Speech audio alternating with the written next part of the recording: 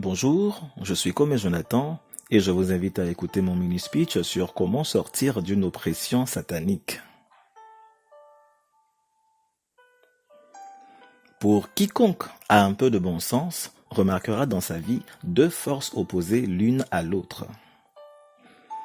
Vous pouvez appeler cela les forces du bien et du mal, mais aujourd'hui je choisis de les appeler les forces de Dieu et du diable. Vous est-il déjà arrivé de vous trouver dans une situation qui vous dépasse complètement? Avez-vous déjà rencontré un obstacle qui vous a fait douter de votre victoire? Eh bien, je dois vous le dire, le monde spirituel existe même si vous ne le voyez pas. De toutes les façons, vous ne pourriez pas me montrer l'air que vous respirez dans la paume de votre main si je vous le demandais. Pourtant, parce que vous sentez quelque chose remplir vos poumons quand vous inspirez, vous vous doutez bien qu'il existe des choses dans ce monde qu'on ne voit pas forcément.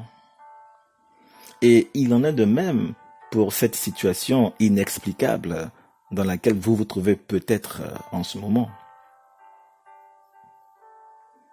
La Bible dit que c'est Dieu qui a créé le monde et que ce sont les hommes en association avec le diable qui détruisent ce monde.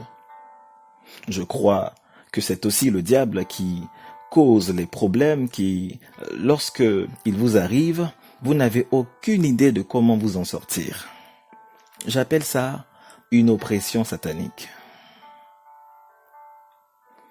Une oppression satanique, c'est quand le diable vous déclare une guerre ouverte dans le but de vous anéantir moralement, physiquement, financièrement ou spirituellement. Jésus, lors de son ministère, disait toujours qu'il faisait tout ce qu'il voyait son Père faire. En ce qui nous concerne, comme Jésus est la représentation du Père la plus fidèle, il est naturel que nous nous inspirions, nous aussi, de sa vie.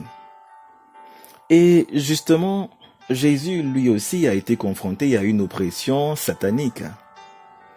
Et voici, il se leva sur la mer, une si grande tempête que le bateau était couvert de flots. Et lui, il dormait.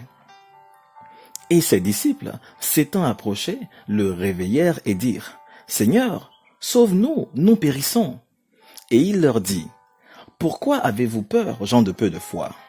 Alors, s'étant réveillé, il reprimanda d'une manière tranchante les vents et la mer, et il se fit un grand calme.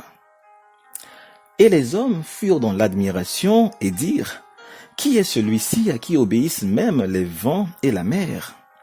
Matthieu chapitre 8, versets 25 à 27, version de Jésus-Christ. Une tempête comme celle que Jésus et ses disciples ont vécue a fait réaliser à ces derniers que la fin de leur vie n'était plus loin. Alors, dans leur réaction, ce qui était tout à fait normal venant des hommes normaux, animés de l'énergie du désespoir, ils ont commencé à se lamenter. Et ils ont réveillé Jésus pour qu'il se lamente aussi avec eux. Mais quand même, ce serait trop facile.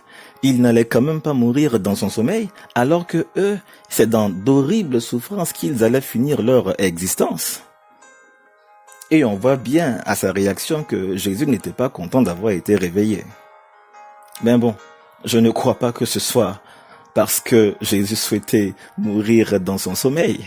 Mais je crois que Jésus savait que ses disciples avaient reçu la capacité de s'en sortir. Donc il n'était pas nécessaire qu'on le réveille pour ça. Et en tout bon professeur, il leur a montré comment faire. Voici, je vous donne l'autorité de marcher sur les serpents et sur les scorpions et sur toute la force de l'ennemi, et rien ne vous fera du mal en aucune façon. Luc chapitre 10, verset 19, version de Jésus-Christ. Pour résoudre une situation sur laquelle vous n'avez aucun contrôle, votre force, votre intelligence ou même vos relations ne vous seront d'aucune utilité. Tant que vous ne reprenez pas le contrôle de la situation, vous courez à votre perte.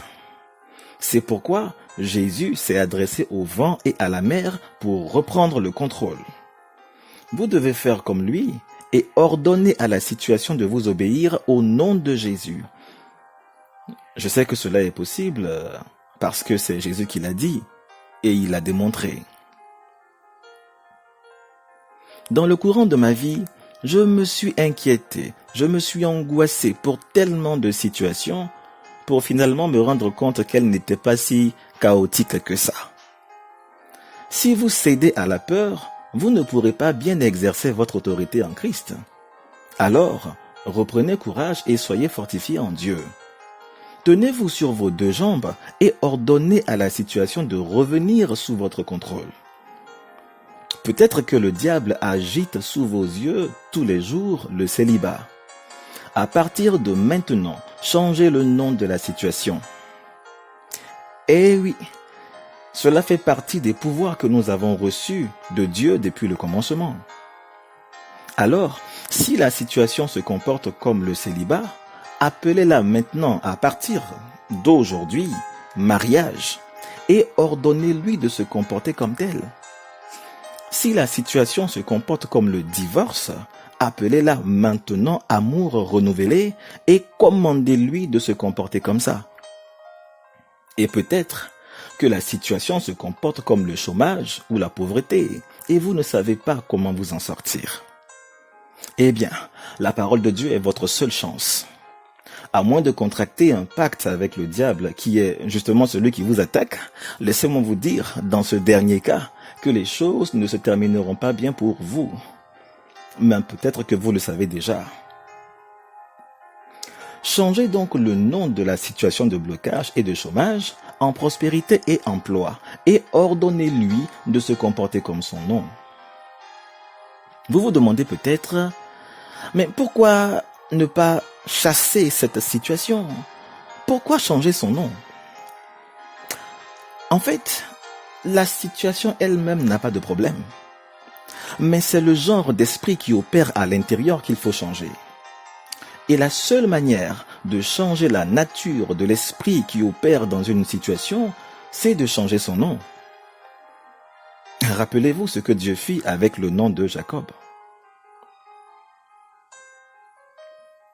Bien, si vous avez appris quelque chose, n'oubliez pas de m'envoyer votre commentaire sur WhatsApp au 225 indicatif de la Côte d'Ivoire 07 48 24 70 70. Allez, brisez le joug du diable.